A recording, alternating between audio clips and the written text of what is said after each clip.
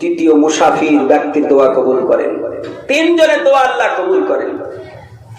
মা আল্লাহকে বলেছেন, আল্লাহ গো, আমার পুত্রকে, আমার ছেলেকে, আমার সন্তানকে আল্লাহ যদি ভালো করে দাও, ওগো মাওলা, তোমাকে আমি বলি, নামাজের পাটিতে বলি, যাই নামাজে বলি, কারণ আমার আল্লাহ বলেছে, ও দুনিয়ার মানবেরা, তোরা কখন চাইবি, কখন আমার কাছে চাইবি?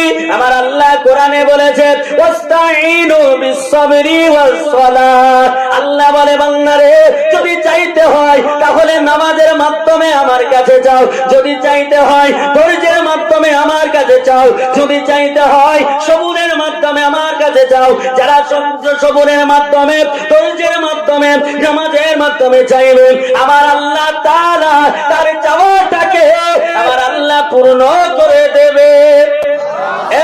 মানে না, আমার মা, ওই বুড়ি মা আল্লাহ তাআলাকে চাই নামাজে বসে বসে বলে, আল্লাহ গো, আমার ছেলে যদি সুস্থ হয়ে যায়, আমার ছেলে যদি ভালো হয়ে যায়, ওগো আমার আল্লাহ তাআলা এই পৃথিবী ছেড়ে, এই দুনিয়া ছেড়ে 3 দিনের জন্য চলে যাব। আমার আল্লাহ তাআলা মায়ের দোয়া কবুল করে নিয়েছেন, আমার আল্লাহ তাআলা আম্মির দোয়া কবুল করে নিয়েছেন, আমার আল্লাহ তাআলা আস্তে আস্তে সুস্থ করে দিলেন, ভালো করে দিলেন। যখন সুস্থ হয়ে গেল, ওই ছেলেটা চলাফেরা করে, মেয়েটা মান্নাত করবে কি করে, আর মান্নাত পুরা করে না। এমন একটা দিন রাত্রি বেলায় ঘুমিয়ে আছে, আমার আল্লাহ তাআলা স্বপ্নের মাধ্যমে দেখায়, ও বান্দী রে, তুই যে আমার কাছে মিন্নাত করেছিলি, আমার কাছে বলেছিলি, যদি আমার ছেলে ভালো হয়ে যায়, যদি আমার ছেলে সুস্থ হয়ে যায়, আমি তার জন্য 3 দিনের জন্য দুনিয়া ছেড়ে চলে যাব। ও বান্দী রে, যদি এটা পুরা না করিস, আমি আল্লাহ তাআলা তোর সন্তানকে আবার উঠায়া নেব, মৃত্যু দিয়ে দেব। বলুন, মা আর স্থির থাকতে পারে? পৃথিবীতে যদি কারো দিলে বেশি দয়া থাকে, তার নাম কি? এই ধরে বলেন কি? পৃথিবীতে কারো দয়া যদি বেশি থাকে, তার নাম হচ্ছে মা। আমার আল্লাহর পরে দয়ার ভান্ডার করেছে মাকে, জোরে বলি সুবহানাল্লাহ। তাই তো নবী বলছেন, তোমার মায়ের পদতলে তোমার জান্নাত, বলি সুবহানাল্লাহ।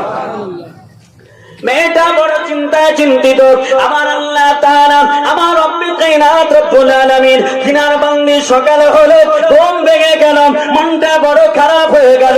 আল্লাহ গো, আমি কেমন করে আমার মান্নাত পূর্ণ করব, এমন কেমন করে এই ওয়াদা পূর্ণ করব? আমার আল্লাহর বান্দি ওই জামানায়, ওই এলাকায় একজন আল্লাহ ওয়ালা ছিলেন, একজন আলিমে দ্বীন ছিলেন, একজন মাওলানা ছিলেন। তিনার কাছে গেলেন, যাওয়ার পরে বলে, হুজুর গো, এইসা হাল। আল্লাহর বান্দা বলে, ও আল্লাহর বান্দি রে, ও দুনিয়ার বুকের মহিলা, তুমি যে মিন্নাত করেছো, এই মিন্নাত তোমায় পূর্ণ করতে হবে। বলে, হুজুর গো, আমি কেমন করে পূর্ণ করব? ওই ওলি বললেন, ওই আলিম বললেন, তোমাকে কবর খনন করেন, ওই কবরের মধ্যে চলে যেতে হবে, 3 দিন কবরে থাকতে হবে। ওই 3 দিন কবরে যদি থাকো, তবেই তোমার দুনিয়ার বাইরে যাওয়া হবে, নচেত দুনিয়ার বাইরে হবে না। এখন কি করা যায়? একটা মানুষ